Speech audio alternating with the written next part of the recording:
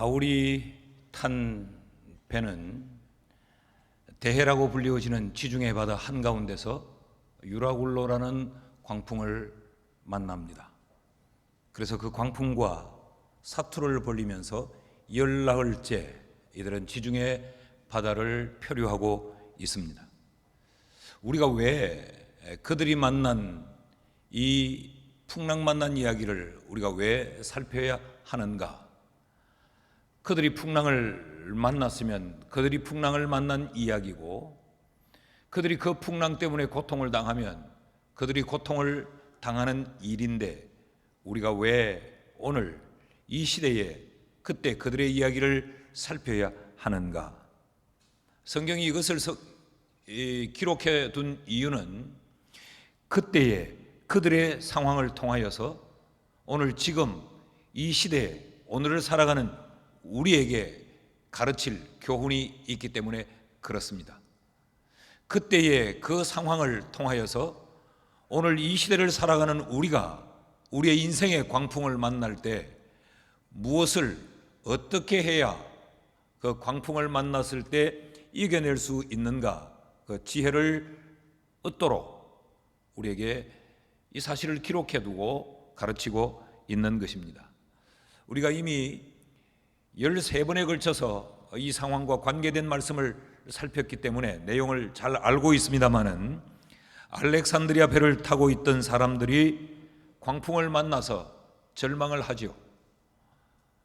성경은 이들이 구원의 여망이 사라졌다라고 이야기합니다. 더 이상 어떤 이들이 희망을 꿈꿀 수 없는 지경이 되었다는 이야기가 아닙니까? 그런데 그들 가운데 바울이 일어나서 하나님을 말하고 바울의 믿음을 선포합니다. 하나님께서 내게 이 배는 혹 파손을 당한다 할지라도 우리 가운데 한 사람도 생명의 해를 입지 않는다고 말씀하셨다. 그러니 여러분, 지금 광풍을 만나 두렵고 힘든 가운데 있기는 하겠지만 평안합시다. 두려움을 이깁시다 라고 이야기합니다. 내가 이렇게 말하는 것은 내가 그 하나님을 믿기 때문입니다. 그 하나님은 우주 만물의 주인이십니다. 그러므로 그 하나님께서 우리를 이 지중해 바다 한가운데 버리시는 것이 아니고, 하나님은 반드시 우리를 어느 한 섬에 데려다 주실 겁니다 라고 이야기합니다. 바울의 이 믿음의 선포를 인하여서 일순간에 구원의 여망도 없이 절망에 묶여있던 이들이 구원의 희망을 가지고 소망의 자리로 나아가게 됩니다.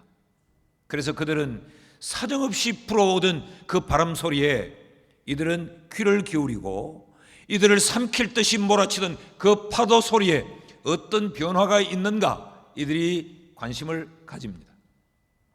아니나 다를까 이 베테랑 선원들만 알아차릴 수 있는 미묘한 바람 소리의 변화를 이들이 캐치합니다.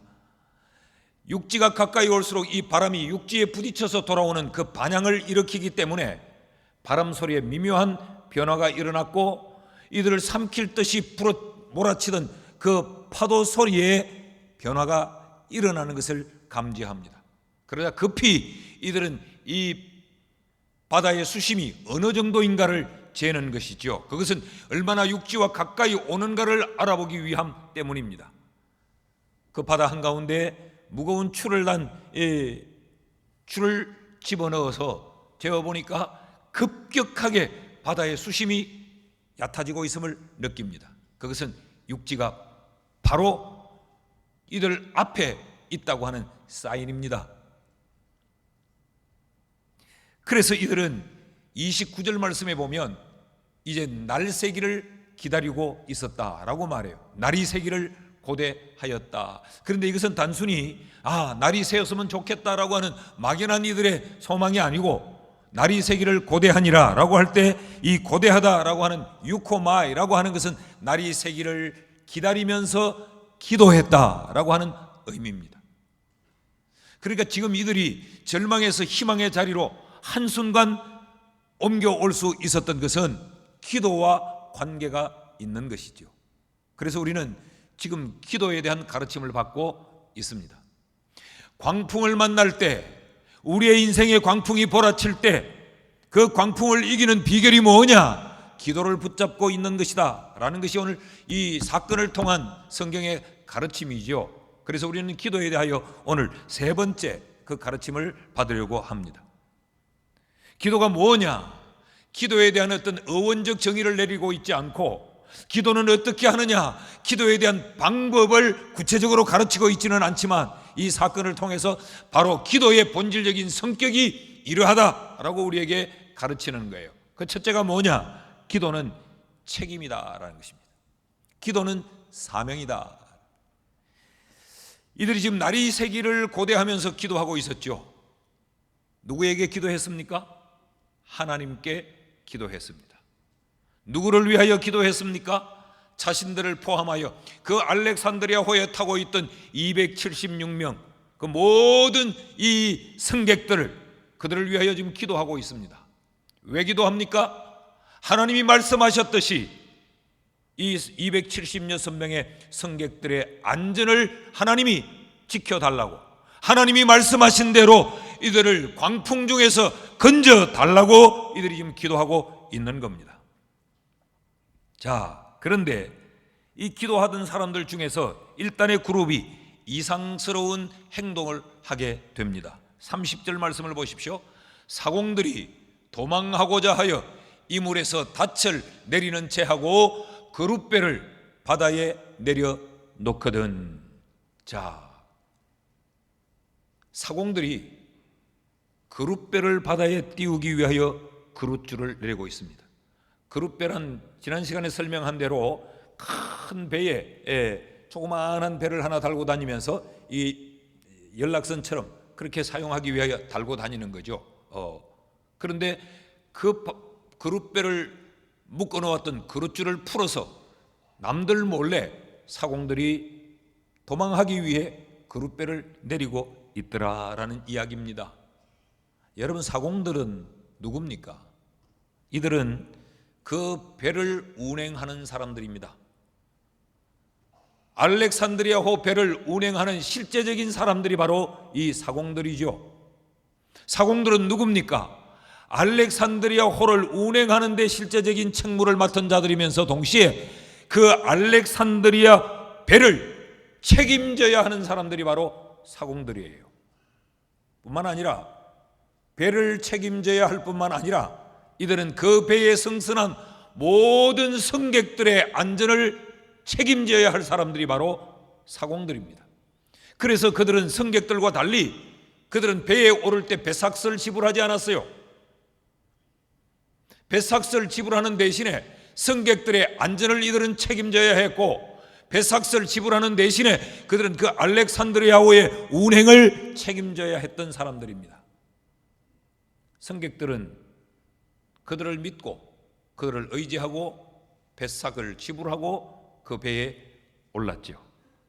자, 그런데 이 사공들이 유라굴로라는 광풍을 만나자 그들의 책임을 감당할 수가 없었습니다. 알렉산드리아호의 이 안전을 그들이 지켜내지를 못한 거지요. 성경에는 세밀하게 기록하지 않았지만 이들이 모든 수단과 방법을 다 동원하지 않았겠어요? 요즘 우리식으로 좀 쉽게 이해를 하면 계속 이 선내에 긴급 방송이 나갔을 겁니다. 그 선장의 지시를 따라서 사공들이 이리 뛰고 저리 뛰며 이들이 무전기를 가지고 여기에 상황이 어떠하며 저기에 상황이 어떠하다 서로 열심히 교신을 하면서 어떻게 하든지 이 광풍에서 그 배를 지켜내기 위해 수단과 방법을 다 동원했을 겁니다. 그럼에도 불구하고 그들은 그 배를 지켜낼 수가 없었고 그 배를 정상적으로 운행할 수 없었으며 그 배에 타고 있던 승객들의 안전을 그들이 책임질 수가 없었습니다. 그래서 그들은 바울이 믿는 바울의 하나님께 기도합니다. 하나님이여, 이 흑암의 밤이 거두어지고 희망의 새날이 밝게 하옵소서. 그래서 그들은 날이 새기를 기다리면서 하늘의 하나님 앞에 그들의 안전을 위하여서 구원을 호소하며 기도했습니다. 그런데 갑자기 그들이 생각을 바꿉니다. 배에 대한 안전의 책임도 던져버리고 그 배에 타고 있던 승객들의 안전도 팽개쳐버리고 자신들만 살겠다고 도망을 치려고 합니다. 조금 전까지 이들이 기도할 때는 그들의 책임을 그들의 능력 밖의 일이라 하나님의 도움을 얻었으라도 배를 지키고 사람들을 지켜야 되겠다고 하는 책임이 그들로 하여금 기도하게 했는데 이들이 한순간에 책임을 던져버리고 자신들만 살겠다고 도망을 치는 거죠. 여러분, 그 사공들이 도망을 쳐버리면 그 알렉산드리아 배는 어떻게 됩니까? 그 사공들이 자신들이 살겠다고 도망을 쳐버리면 그들의 책임도 감당하지 않고 도망을 쳐버리면 그 배에 타고 있는 270여 명의 승객들은 어떻게 합니까? 사공들이 도망하려 하여 그룹배를 내린 것은 무책임함입니다. 그런 반면에 또 한 그룹을 소개하고 있습니다. 그건 바울이라는 인물입니다. 31절 말씀을 보면 바울이 백부장과 군인들에게 이르되 이 사람들이 배에 있지 아니하면 이 사공들이 도망을 가버리면 너희가 구원을 얻지 못하리라 하니. 여러분, 지금 바울의 관심은 어디 있습니까? 그 배에 승선한 승객들의 안전에 관심이 있습니다. 자, 이점에서 우리의 상상력을 좀 동원해 봅시다. 칠흑 같은 어두운 밤에 사공들이 도망을 치려 하다가 들켰어요. 그래서 한바탕 난리가 일어납니다. 그 상황을 보았다면 바울이 이런 생각을 가질 수도 있지 않겠어요? 야, 이 지경에 사공들마저도 도망을 한다면 나도 빨리 빠져나가야 되는 거 아니야? 사공들이 지금 도망이 가능하다고 판단해서 탈출을 시도한다면 나도 지금 탈출할 수 있는 거 아니야? 어느 쪽으로 뛰어내리면 쉬울까? 어느 쪽으로 뛰어내리면 더 쉽게 도망을 갈 수 있을까? 이런 생각을 바울이 할 수도 있지 않았겠어요? 근데 바울은 자신의 안위를 위해서 도망치는 것 대신 그 배에 타고 있던 승객들의 안전을 생각하고 있습니다. 여러분, 이것이 기도하는 사람의 모습입니다. 이것이 사명자의 삶이에요. 성경은 이 상황을 통하여서 우리에게 참된 기도란 뭐냐? 기도는 한풀이도 아니요, 기도는 감정풀이도 아니요, 기도는 책임이다. 기도는 사명이다. 기도는 책임지는 것이 바로 기도이다. 성경은 그리스도인을 이렇게 말합니다. 너희는 세상의 빛이요 세상의 소금이다. 그리스도인이 빛처럼 아름답다는 이야기를 하려고 하는 것이 아니에요. 너희는 소금처럼 아주 기가 막힌 존재라고 말하려고 하는 것이 아니고, 너희는 세상의 빛이요 너희는 세상의 소금이라면 그리스도인은 어떤 존재인가? 세상에 책임 있는 존재, 세상에서 사명 있는 존재로 부름을 받은 자가 그리스도인이라는 것입니다. 어둠의 세상을 밝혀야 될 책임 있는 자가 그리스도인이요, 부패하고 썩어져가는 세상을, 그 부패를 막아내는 그 책임을 가진 자가 그리스도인이다라는 의미가 아니겠어요? 그렇다면 우리는 광풍 만난 이 세상 한가운데서 기도로 우리의 책무를 감당해야 될 자들입니다.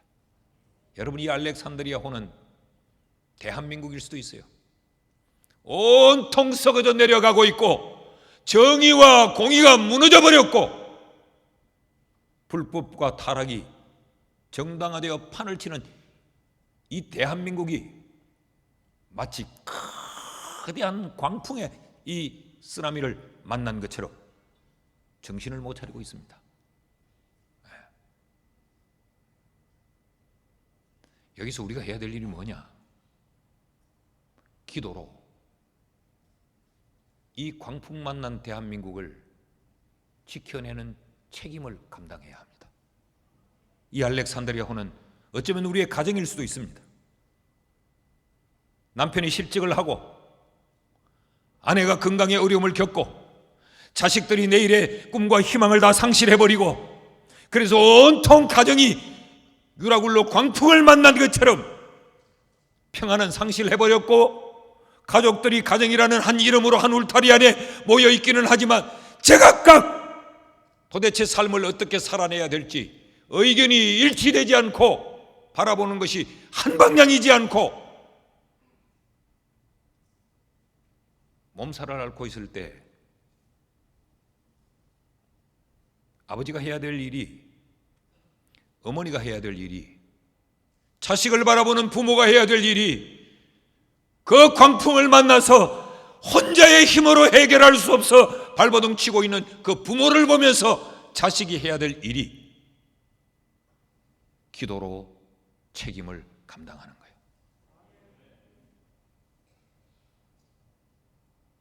이 알렉산드리아호는 어쩌면 오늘날 대한민국 기독교계일지도 몰라요.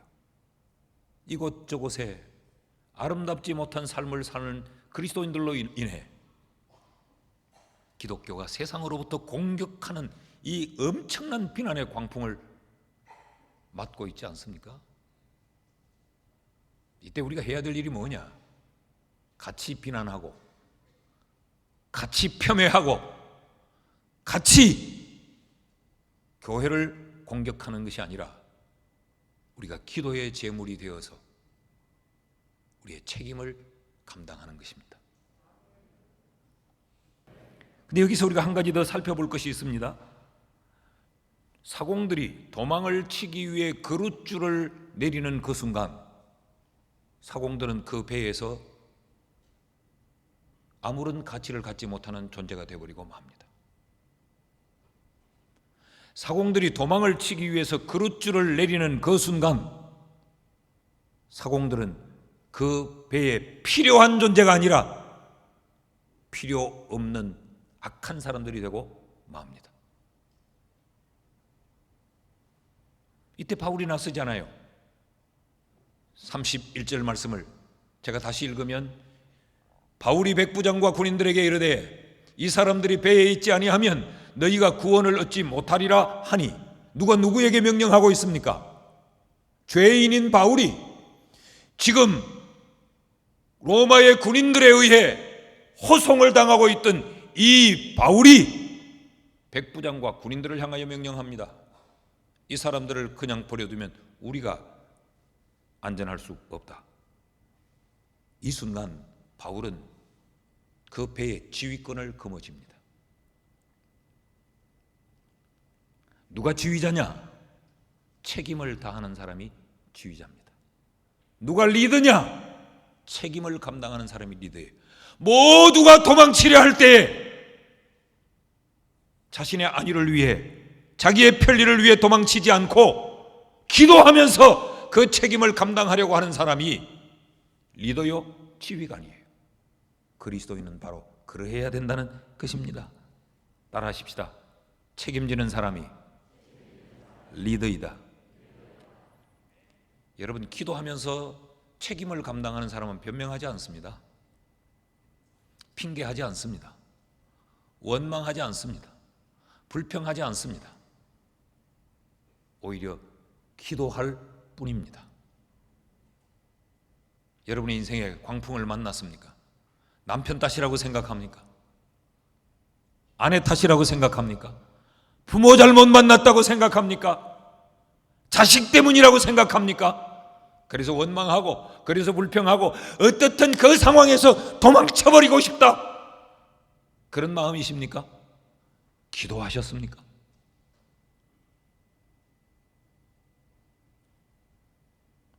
하나님이 나를 있게 한 그 자리에서 기도로 내 책임을 감당하고 있는가를 돌아보십시오. 기도에 책임을 다하는 자가 리더일 수 있다는 것 마음에 기억하기를 축복합니다. 둘째로, 기도는 뭐냐? 기도는 본질적으로 기도의 성격은 자기를 온전히 내려놓는 것입니다. 자, 도망치려던 사공들이 바울의 경고를 듣습니다. 그러자 군인들이 그들이 몰래 도망치려고 내리던 그룻줄을 끊어버립니다. 32절 말씀을 같이 한번 읽으시죠. 시작. 이에 군인들이 그룻줄을 끊어 떼어버리네. 이 그룻줄의 의미는 무엇입니까? 사공들이 도망치기 위하여 지금 내리고 있던 것 아닙니까? 이 그룻줄은 사공들의 욕심입니다. 사공들의 계산입니다. 자기만을 위한 그의 욕망이요, 그의 이기적인 계산이요, 그의 이기심이요, 그가 왜 그 자리에 그 선박에 타고 있는가, 그가 왜 지금 사공의 신분을 가지고 거기 있는가, 그가 왜 그 배에 사공으로 취업했는가, 이걸 일순간에 다 망각해버리고 자기만 살아야 되겠다고 한 것이 바로 그룻줄이죠. 이 그룻줄은 인간의 이기심이요, 인간의 자기 욕망이요, 자기만을 위한 계산이에요. 그러니까 참된 기도가 뭐냐? 참된 기도는 자기만을 위하여 가만히 그룻줄을 내리는 것이 아니고, 참된 기도는 그룻줄을 끊어버리는 것이에요. 그리고 온전히 그 하나님을 바라보고 그 하나님을 붙잡는 것, 그것이 바로 기도입니다. 그러니까 그룻줄을 끊어버린다라고 하는 것은 내가 기도한 대로 하나님을 믿는다는 것이죠. 그룻줄을 끊지 않고 내리고 있다, 붙들고 있다는 것은 나는 기도는 그렇게 했지만 그 기도를 나는 그대로 믿지 않는다는 것이죠. 이들의 기도는 뭐였죠? 하나님에 의해서 하나님이 데려다 놓는 것으로 우리가 그렇게 갈 것을 믿고 그 하나님께 구했던 거예요. 그러니까 우리는 오늘 이런 신앙의 형태를 취하고 있는지도 모릅니다.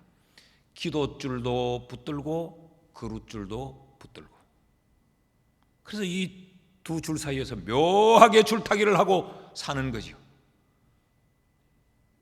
기도줄을 붙들고 기도의 줄을 타면서도 한쪽 눈은 늘 그룻줄을 보고 있습니다. 언제 이 그룻줄을 내려야 될까? 그러다가 어느 순간에 우리가 그룻줄을 붙들고 그룻배를 내리고 있는 거예요. 예배당 안에서는 기도줄을 붙들고 있습니다. 그러면서 그룻줄을 내 등 뒤에 감추어 놓고 있어요. 그러다가 교회 문 밖을 나가면 우리는 그룻줄을 붙들고 기도줄을 우리의 등 뒤로 숨기는. 그래서 우리는 우리가 기도했던 것이 진실된 기도가 아니라는 걸 우리 스스로 증명을 하면서 살아가고 있는지도 모릅니다. 그래서 우리는 우리가 기도한 대로 우리가 붙들었던 그 기도줄에 의해 구원을 받는 그 엄청난 감격을 우리는 누려보지 못하는 거죠. 이 그룻줄을 붙들고 있으니까 기도줄이 나를 이끄는 대로 내가 나아가지를 못하는 거예요. 이 32절 말씀을 다시 한번 보면 참 복잡한 표현이 반복되어 나옵니다. 이에 군인들이 그룻줄을 끊어 떼어 버리니라. 이것이 한 가지의 사건을 표현하는데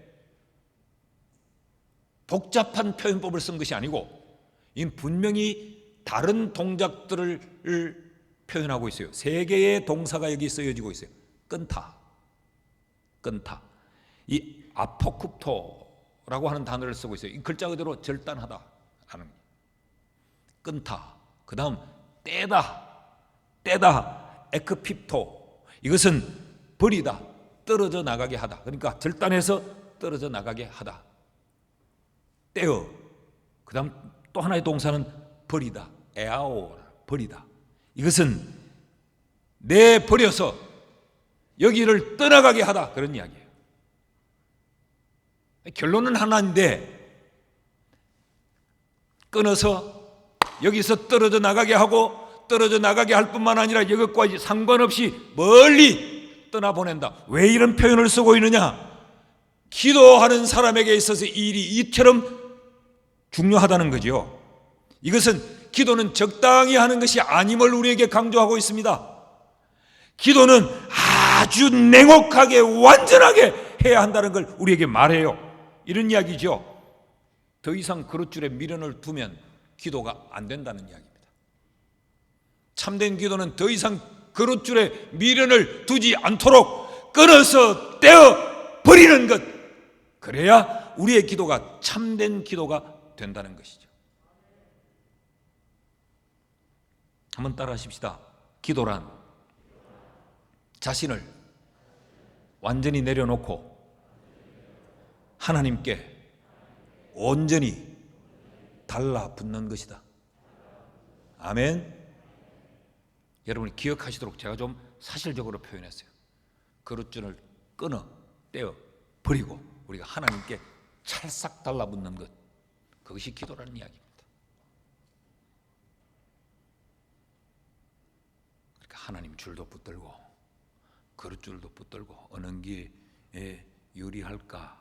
이게 유리할 때는 이 줄 좀 당겼다가, 이게 유리할 때는 이것 좀 당겼다가, 이거 온전히 잡으려니까 또 하나님을 놓을 수 없고, 하나님을 온전히 잡으려니까 이 그릇줄을 또 미련이 있어서 놓지 못하고.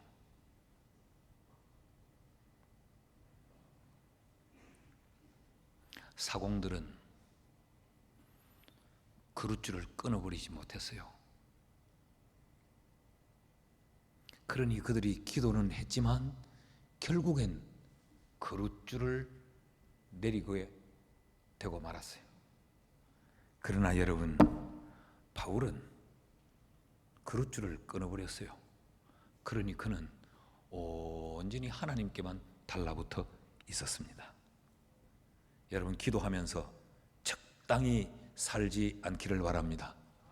기도하면서 적당히 타협하고, 기도하면서 적당하게 나의 이익 형편에 따라 거짓말하고, 적당하게 나를 속이고 남을 속이면서 그렇게 기도 생활하지 않아야 된다는 것이죠. 기도는 나를 온전히 내려놓는 것이다. 이 말씀이 우리에게 큰 도전이 될 수 있기를 축복합니다. 셋째로, 기도는 뭐냐? 기도는 책임이요, 기도는 내려놓음이요, 기도는 안식입니다. 평안이에요. 자, 지난밤에 사공들이 도망을 치려 하다가 발각이 되어서 한바탕 소동이 일어났습니다. 그 소동과 부끄러움의 밤이 이제 지나가고 그들이 고대했던 날이 밝아옵니다. 그때 바울은 또 일었습니다. 33절 34절 말씀을 같이 한번 읽습니다. 시작. 날이 새어 가매 바울이 여러 사람에게 음식 먹기를 권하여 이르되 너희가 기다리고 기다리며 먹지 못하고 줄인 지가 오늘까지 열 나흘인즉 음식 먹기를 권하노니 이것이 너희의 구원을 위하여는 것이요 너희 중에 머리카락 하나도 잃을 자가 없으리라 하고. 조금 전에도 말씀드렸듯이 알렉산드리아 호에서 제일 약한 사람이 바울이었어요. 근데 이 바울은 문제를 풀어야 할 때마다 이랬어요. 그러니까 여러분, 기도하는 사람이 장군이요, 기도하는 사람이 지휘관이요, 기도하는 사람이 승리자예요, 기도하는 사람이 필요한 사람이에요. 말도 많고 보는 것마다 따지고 듣는 것마다 판단하고, 그 사람은 사회에 필요한 사람이 아니라 피곤한 사람이에요. 바울이 일어나서 그들에게 음식을 먹으라고 권합니다. 근데 음식을 먹으라고 권하는 이유가 뭐냐 하면 너희의 구원을 위하여 먹으라 그랬어요.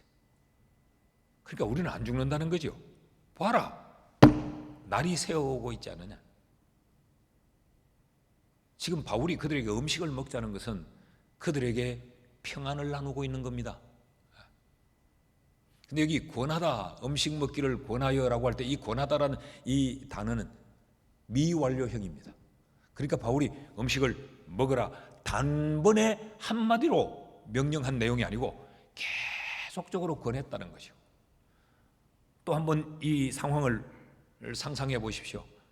이들은 지금 다이어트를 하기 위해 열나흘째 굶고 있는 게 아닙니다. 이들은 어떤 기도하기 위해 평안 중에 열나흘을 굶고 있는 것이 아니고 광풍 중에 열나흘을 굶고 있습니다. 그러니까 여러분 똥물까지 다 쏟아놨을 거 아니에요.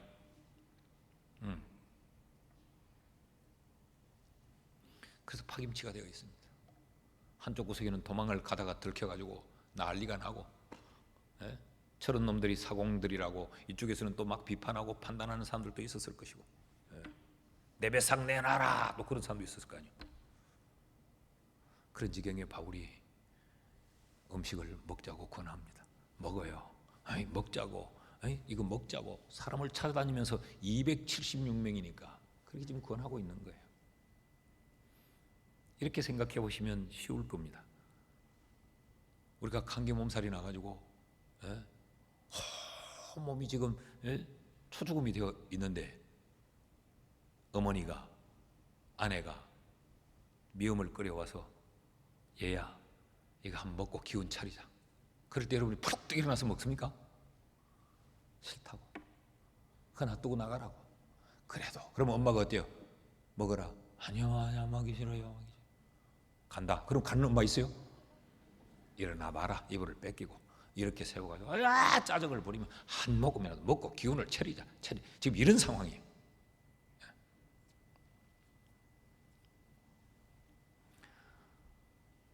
그런데 35절 36절을 보면 이들이 바울의 권고를 받아들이고 음식을 받아 먹습니다. 떡을 가져다가 모든 사람 앞에서 하나님께 축사하고 떼어 먹기를 시작하며 그들도 다 안심하고 받아 먹더니, 이 광풍이라는 상황과 이들이 그 상황 속에서 지금 안심하고 떡을 받아 먹는 상황을 대조시키고 있습니다.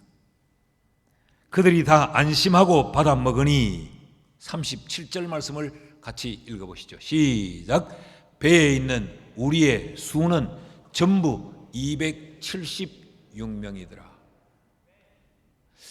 안심하고 떡을 받아 먹었다. 사람들이 다 마음에 안심을 가지고 그 힘든 지경에서 떡을 받아 먹었다. 그 이야기인데 그 떡을 받아 먹은 사람이 276명이더라 라고 말하면서 276명이라는 이 표현을 276사람이더라라고 말하지 않았어요.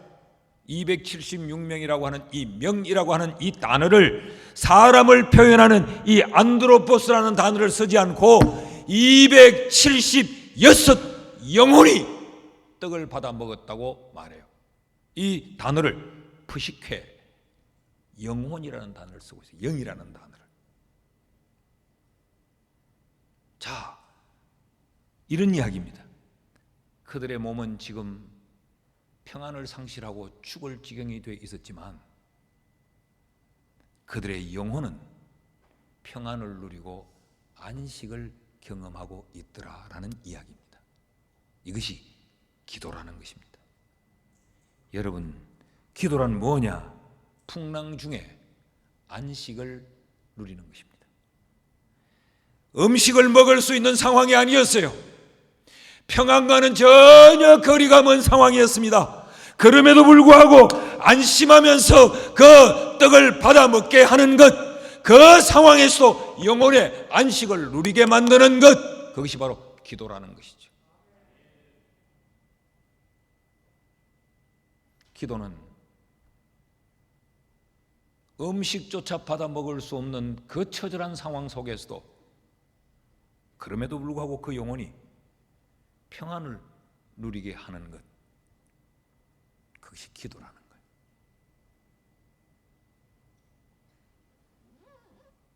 그러니까 기도는요, 두려움과 절망의 산에서 평안과 희망의 도를 떼내는 것, 그것이 바로 기도입니다. 그래서 여러분, 우리가 찬양하지 않습니까? 금풍파로 무섭고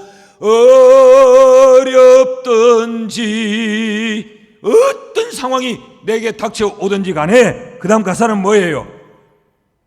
나의 영혼은 늘 편하다. 내 영혼 평안해. 내 영혼 평안해.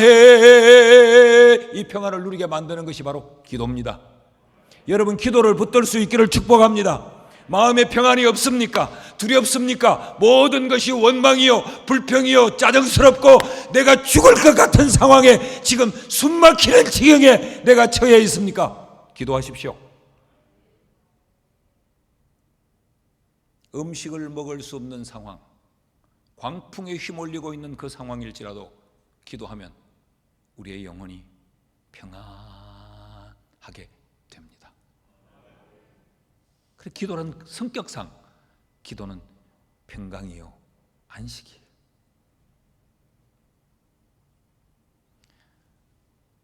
기도를 놓치는 사람은 눈앞에 광풍밖에 보이지 않으니까 삶에 의욕이 없습니다. 이게 사는 거냐, 이래 사느니 차라리 바다에 내가 뛰어내려서 죽어버리는 게 낫지. 모든 것이 못마땅합니다. 그런데 기도하는 사람은 똑같은 그 상황에서도 그런데도 내 마음에 평안이 누려져. 음식이 넘어가요. 자, 오늘 제가 2부 예배 때 이런 예를 들어드렸어요. 한쪽 그룹은 기도하면서도 그릇줄을 거머쥐고 있어요. 기도하면서도 마음에 평강이 없어요. 아차 하면, 내가 지금 기도는 하고 있지만 아차 하면 그릇줄을 내리고 튄다. 그 타이밍이 언제일까 보고 있어요. 이쪽 한쪽 그룹은 기도해요. 그리고 하나님께 탈탈 달라붙어 있어요. 그리고 음식을 삼키고 있습니다. 현실적으로 보면 이쪽은 생각이 없는 사람들 같아요. 이 상황에 밥이 넘어가나? 지금 이 상황에 그냥 그렇게 있는다고? 현실적으로 보면 이 사람들이 훨씬 더 지혜롭고 영특해 보입니다. 기도는 하되 내 그릇줄을 내가 거머쥐고 내 인생 내가 개척하는 거지. 아차 하면 그릇줄을 내리고 간다.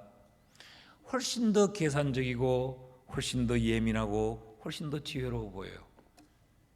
이 사람들은 너무 무식해 보여요. 그런데 성경은 이 길을 택하라고 가르칩니다.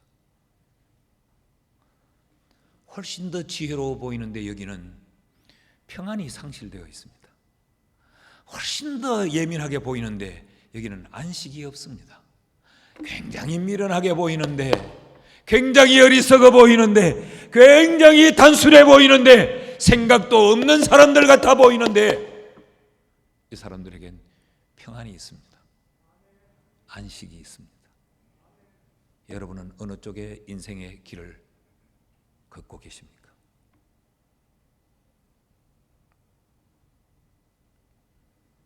오늘 이 말씀을 마음에 깊이 새기고 여러분이 다시 기도를 붙드는 지혜로운 성도들이 되기를 주의 이름으로 축복합니다.